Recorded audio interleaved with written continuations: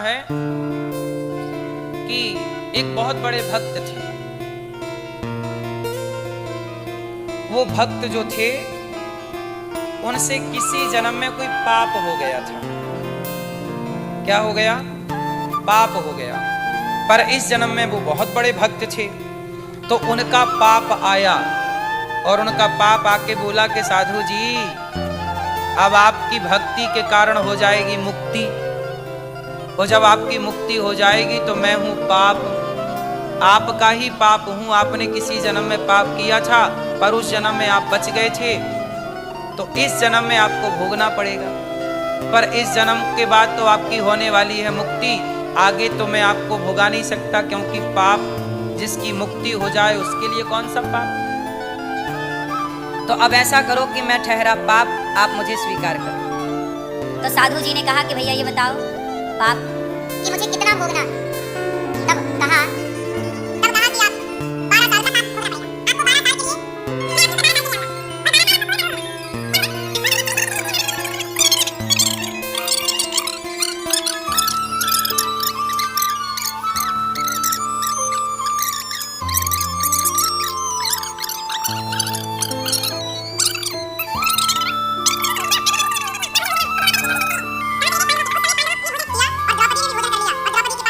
छोटा सा पात्र था, सूर्य भगवान की दी हुई कृपा थी कि वो जब तक चाहती जितने लोगों को बर्तन से निकाल के खवा सकती थी, लेकिन वो शक्ति तब खत्म हो जाती जब वो स्वयं खा लेती।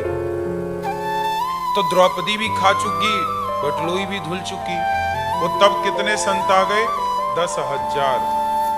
10,000 साधु आ गए। कहा, धर्मराज बड़ी भूख लगी है, खाने को मिलेगा? धर्मराज बोले, जरूर मिलेगा। अब संत आए द्वार पे, कैसे कह दें कि नहीं मिलेगा? तो वो कहा बैठो। तो संत बोले, हम स्नान करके आते, पास में नदी थी तो नहाने चले गए। और धर्मराज युधिष्ठिर अंदर आए तो द्रौपदी बटलोई धुल रही थी। कहा कि बटलोई धुल गई, संत आए हैं 10,000, कह रहे हैं संत भोजन चाहिए। अब द्रौपदी घबराई कि हे प्रभु क्या करें, अब तो घर में अन्न का दाना नहीं, और बाहर सैकड़ों हजारों संत बैठे हैं भोजन के लिए, क्या करें? तब पांचों पांडवों ने कहा, एक काम करो, यदि हमारे द्वार से संत भूखे चले गए तो हमारे लिए सबसे बड़ा पाप है। एक काम करो, चलो हम सब आत्महत्या कर लेते हैं, क्योंकि संत लोग को श्राप दुर्वासा जी है। यदि उन्हें भोजन, अभी हमने बोल दिया कि आपको भोजन हम तैयार कराते हैं, अब कह देंगे कि नहीं भोजन नहीं है, तो साधु को श्राप दे डालेंगे, और श्राप दे के वैसे भी मार डालेंगे। तो संत के श्राप से मरने से अच्छा है कि आत्महत्या करो।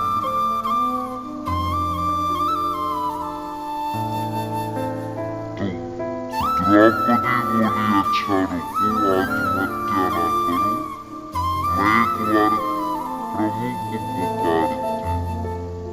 तब द्रौपदी ने उस घोर जंगल से दीनानाथ को पुकारा, हे श्याम सुंदर, जैसे आपने तब मेरी लाज बचाई भरी सभा में, आज भी मेरी लाज जाने वाली।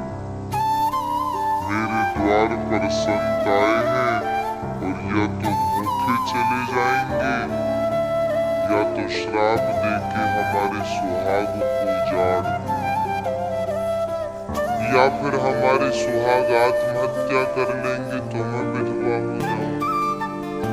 चारों ओर से अब मेरे ऊपर संकट, हे श्याम सुंदर हमारी रक्षा कीजिए।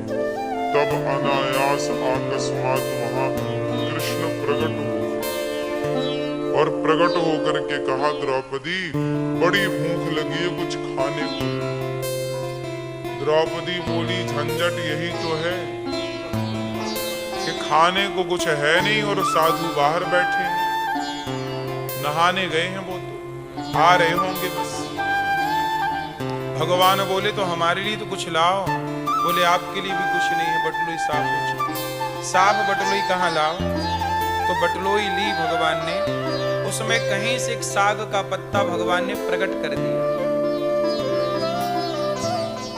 अब वो तो धुल ही चुकी थी, पर एक साग का पत्ता था। कहा, बटलोई मैं देख द्रौपदी ये पत्ता है, बस मुझे इतना ही चाहिए। और वो पत्ता उठा करके भगवान ने अपने मुंह पे रखा। एक पत्ता खाते ही जगत के पालनहार ने डकार मारी और पेट भर गया। तो जीव जंतु चींटी से लेकर हाथी तक सृष्टि के प्रत्येक जीव का पेट भर दिया भगवान ने। और जब सबका पेट भर दिया तो जो संत लोग स्नान कर रहे थे उनको नहाते नहाते डकार आने लगे। उन्हें लगा, भैया ये पेट कैसे भर गया? उनको लगा कि पेट भर गया, यदि अब भोजन नहीं करेंगे तो भीम मारेगा कि लो बना के फेंकवा दिया भोजन इतना सारा। तो एक काम करो, किनारे किनारे निकल चलो। तो वो सारे साधु नदी के किनारे किनारे भाग गए, लौट के नहीं आए। तो भगवान ने द्रौपदी की रक्षा की। तो कहने का तात्पर्य ये है कि यदि भगवान आपके साथ हैं तो फिर आपको डरने की बात, हाँ